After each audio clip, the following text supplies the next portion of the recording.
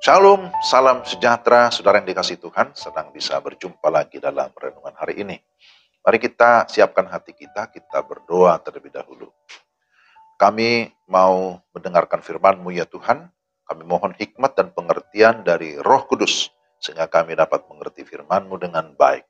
Dalam nama Yesus kami berdoa dan mengucap syukur. Amin. Mari kita baca firman Tuhan dari Matius 18 ayat yang keempat. Matius 18 ayat yang keempat. Sedangkan barang siapa merendahkan diri dan menjadi seperti anak kecil ini, dialah yang terbesar dalam kerajaan surga. Demikian firman Tuhan. Tema kita, perlunya kerendahan hati. Konteks perikop bacaan kita mengisahkan percakapan antara Yesus dengan murid-muridnya. Di dalam Matius 18 ayat 1, murid-murid datang dan bertanya kepada Yesus, siapakah yang terbesar dalam kerajaan surga? Nampaknya para murid mulai memikirkan dirinya masing-masing, mulai menghitung pengalaman dan pelayanan mereka.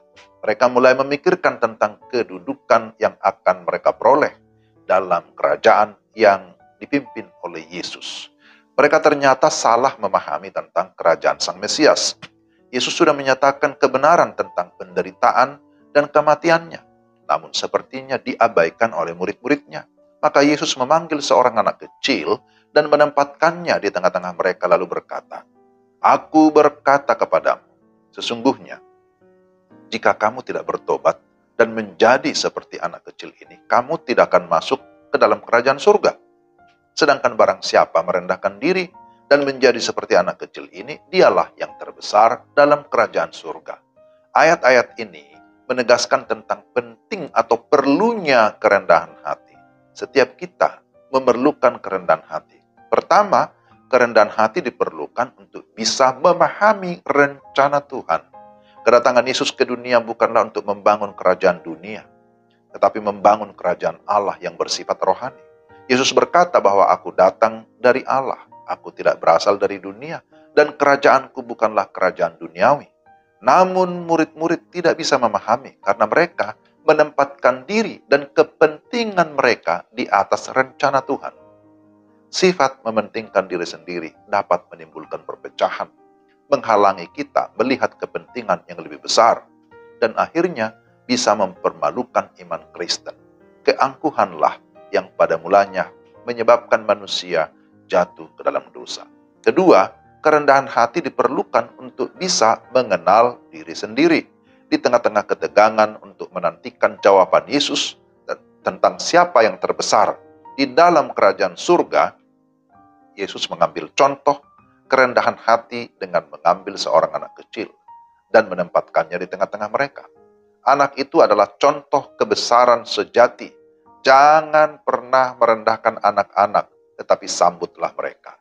Seorang anak kecil yang mungkin tidak masuk hitungan mereka, tetapi Yesus justru menghargai anak kecil. Seorang anak kecil yang sungguh-sungguh percaya, memiliki ketergantungan dan kerinduan untuk membuat orang lain berbahagia. Tidak suka membual, itulah ciri anak-anak kecil. Dan tidak memiliki ambisi yang picik untuk menjadi lebih besar daripada yang lain. Yesus mengingatkan murid-murid agar sungguh-sungguh bertobat dan memiliki kerendahan hati, agar bisa masuk ke dalam kerajaan surga. Mereka harus mengubah pola pikir mereka agar menjadi lebih rendah hati lagi. Dan yang ketiga, kerendahan hati diperlukan untuk bisa saling membangun. Seorang yang benar-benar rendah hati berusaha untuk membangun orang lain, bukan meruntuhkan atau menjatuhkan mereka. Ia menjadi batu loncatan, bukan menjadi batu sandungan. Oleh karena itu, apapun yang bisa membuat kita tersandung, haruslah kita singkirkan. Kerendahan hati berawal dari pengenalan akan Tuhan, lalu pengenalan akan diri, dan berlanjut dengan penyangkalan diri. Kerendahan hati sejati bukanlah berpikir rendah tentang diri sendiri, melainkan sama sekali tidak memikirkan diri sendiri yang lebih utama. Itulah bukti kerendahan hati. Orang yang rendah hati hidup mengutamakan Yesus, kemudian orang lain, barulah dirinya sendiri. Amin. Mari kita berdoa. Tuhan, terima kasih untuk renungan hari ini. Tolong kami supaya kami memiliki perubahan pola pikir, sikap rendah hati. Biarlah itu menjadi hal yang kami utamakan, sehingga kami bisa membangun hubungan pertama-tama dengan Tuhan, juga dengan sesama, bahkan dengan diri kami sendiri. Terima kasih untuk firman-Mu, dalam nama Tuhan Yesus kami berdoa dan bersyukur. Amin.